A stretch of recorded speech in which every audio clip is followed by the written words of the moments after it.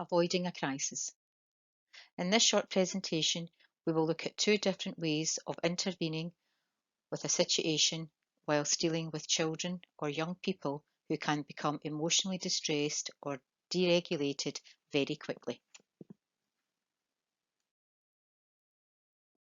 So let's begin by looking at how a situation can escalate very, very quickly. So we're going to begin by looking at the environment, which we are referring to as our baseline. And within this environment, rules and boundaries will be in place. There'll be supports and structures. The social skills are being modelled and encouraged by adults at all times. And this is something that should be developed throughout the day. The environment should be well organised, and relationships and connections are, at this point, developing the values around respect and compromise. These are all the sort of things that build on the relationship, getting to know our young people, getting to know what makes them tick.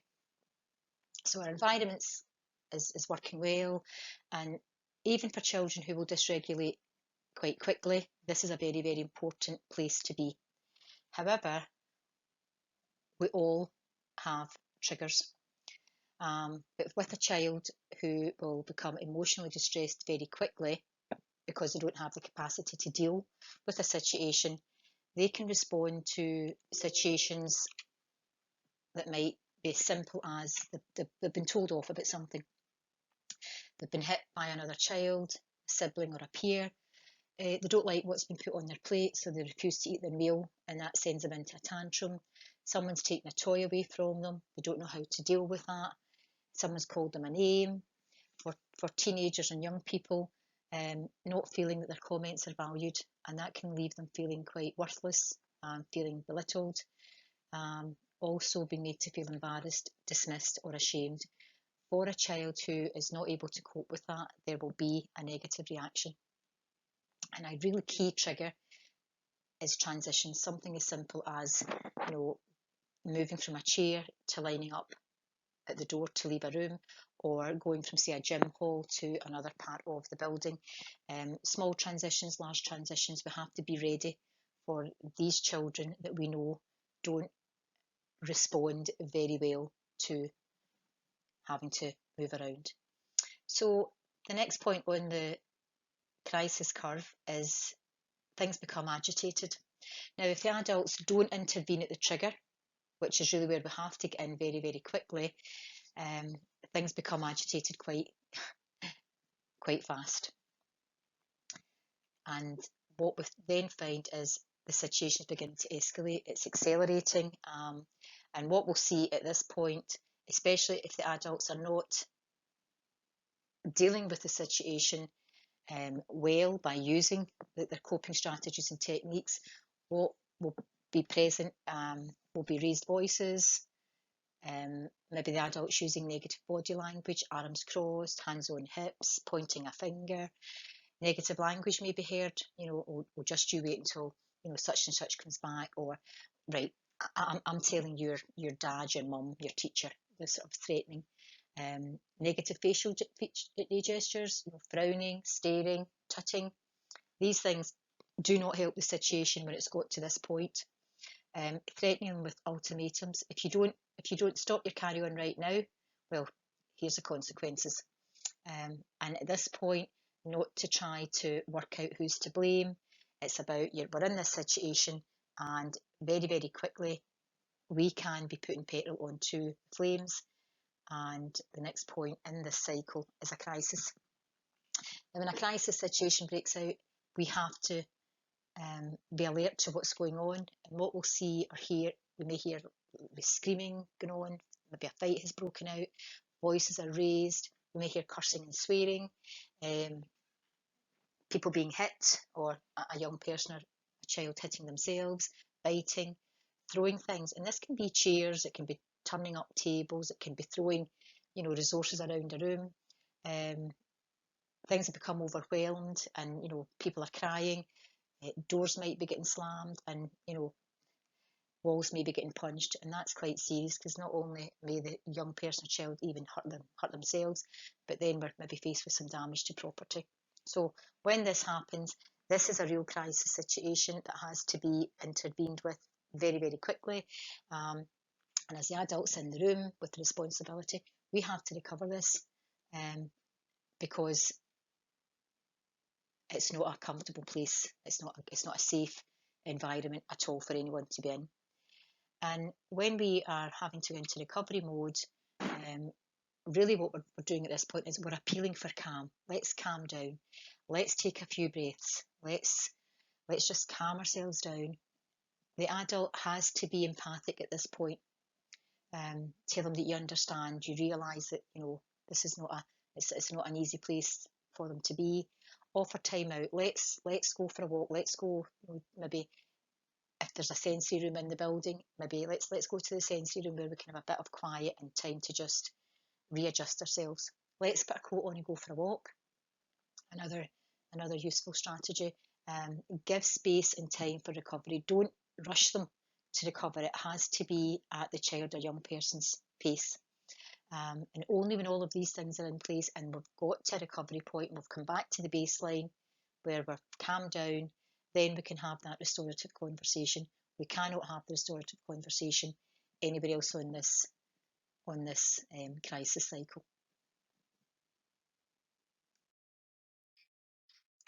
Avoiding a crisis. Let's look at how we can intervene to avoid a crisis from escalating quickly, as we saw in the previous slide. So to begin with, let's look at our baseline. And our baseline is the environment where rules and boundaries, supports and structures are already in place. The environment is organised, it is calm and it is safe. Inevitably, there will be a trigger because the vulnerable children that we are focusing on will have a very low capacity when it comes to self-regulation, and it really doesn't take much to trigger them. It is at this point where the adults need to intervene to avoid escalation. We need to be alert, act quickly, have a calm presence about ourselves, and to be empathic. So here I'm using the blue line, and I'm calling it the adult curve line, where our regulation valve is located. And it is at this trigger that we have to maintain our level of self-regulation. We mustn't allow ourselves to dysregulate.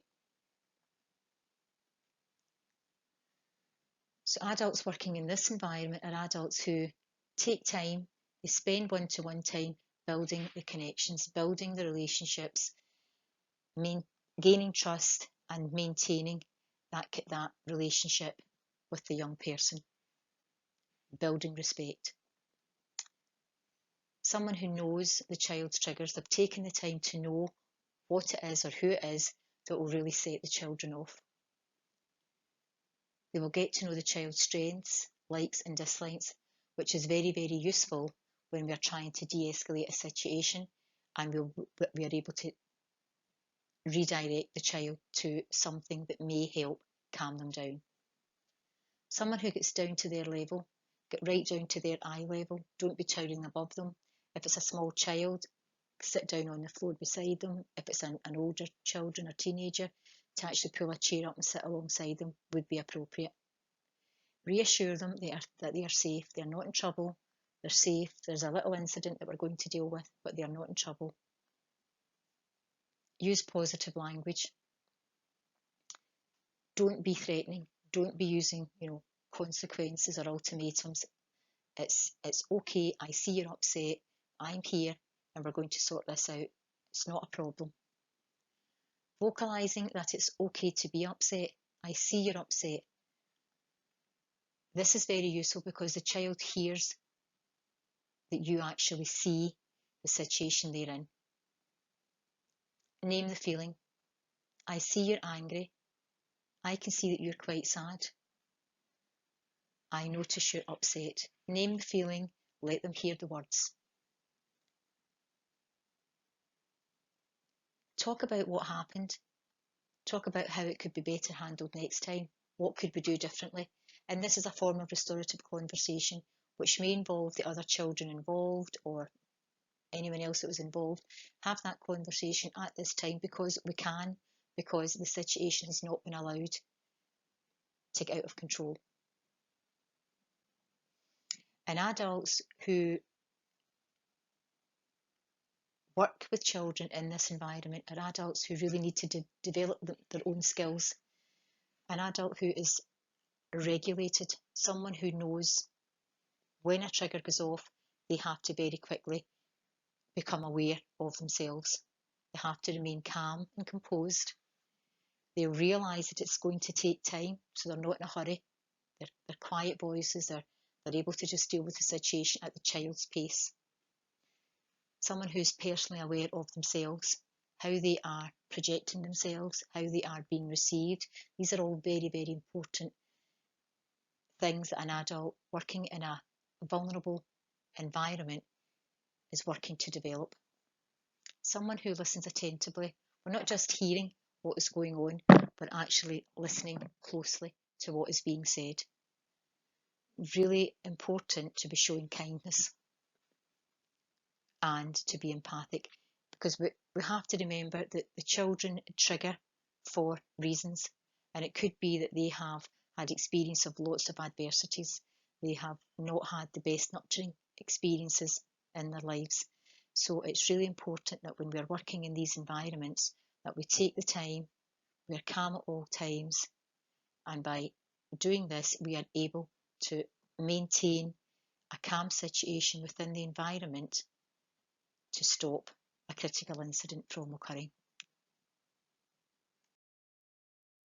I hope this short presentation has been of some value and given you an insight into how situations can very quickly escalate with the wrong type of intervention.